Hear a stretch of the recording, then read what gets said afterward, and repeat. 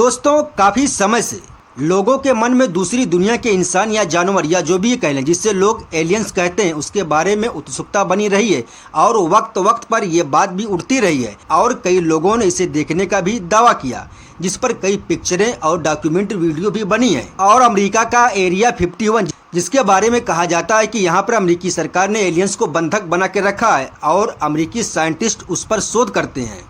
इस तरह की तमाम बातों के बीच कल यानी 8 मई को अमेरिकी रक्षा मंत्रालय यानी पेंटागन ने एक ऐतिहासिक कदम उठाते हुए अब तक के सबसे बड़े यूएफओ दस्तावेज जारी करना शुरू कर दिया।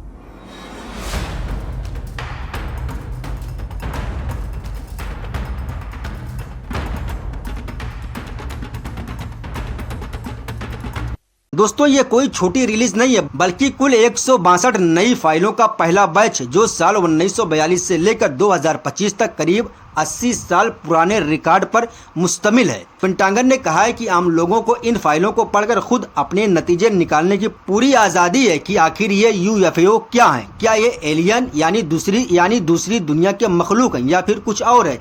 ये सब कुछ राष्ट्रपति डोनाल्ड ट्रंप के एक आदेश के बाद हुआ है।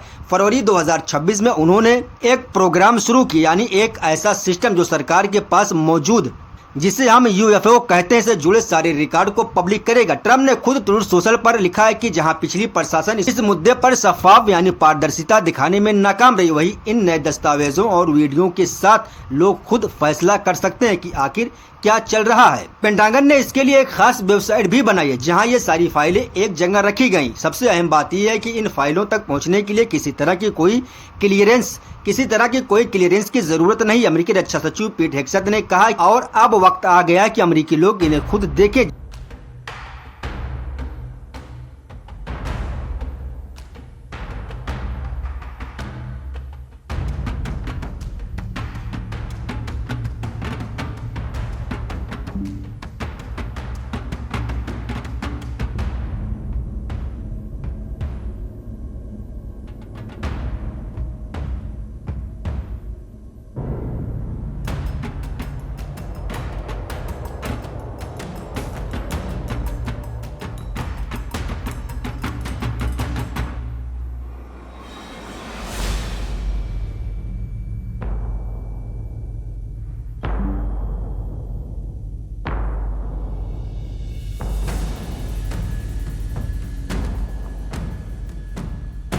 जब आप इन फाइलों में गोता लगाते हैं तो कई हैरान करने वाली चीजें सामने आती हैं। ये सिर्फ धुंधली तस्वीरें नहीं है बल्कि इनमें सरकारी अधिकारियों, एस्ट्रोनॉट और फौजी पायलटों की गवाहियां और गुप्त सैन्य मेमो भी शामिल है। 1947 के मशहूर रोजवेल घटना से जुड़ा एक FBI मेमो भी है जो यूएफओ के दीवानों के लिए सबसे बड़ी नजर। इसके अलावा इंटरनल मिलिट्री मेमो में साल 2022 में इराक में एक छोटी अनजान हवाई चीज और 2024 में सीरिया में अनजान मूल की कई रोशनियां देखे जाने की रिपोर्ट है। अमेरिकी सरकार ने अपनी इन्वेस्टिगेटिव आर्म यानी आरओ ने एक साफ चेतावनी दी है। उन्होंने कहा है कि इस बात का कोई सबूत नहीं मिला है कि इनमें से कोई भी चीज दूसरी दुनिया से आई है। यानी सरकार खुद कह रही कि उसके पास अभी तक इस बात के पक्के सबूत नहीं है कि ये एलियन के जहाज है। नासा ने भी इन फाइलों में साफ कहा है कि ज्यादातर देखी गई चीजों के बारे में इतना कम डेटा मौजूद है कि कोई साइंटिफिक नतीजा निकालना मुश्किल है। पेंटागन ने इस वेबसाइट पर एक नोटिस भी लगाया कि रिपोर्ट देखने वालों की है और इस पे जो राय है वो निजी राय है, वो निजी राय पर आधारित है और इसे इस बात का नतीजा नहीं समझना चाहिए कि वाकई में क्या हुआ था। इन फाइलों में जो बात कही गई है वो ये है कि सारे मामले अनसॉल्व्ड हैं। सरकार का मतलब है कि हमें नहीं पता वो क्या थे, हमारे पास उतना डेटा नहीं, अब आप ही देख लो। बहुत से लोग इस वक्त यूएफओ फाइलों के आने का एक और भी दिमाग लगा रहे हैं।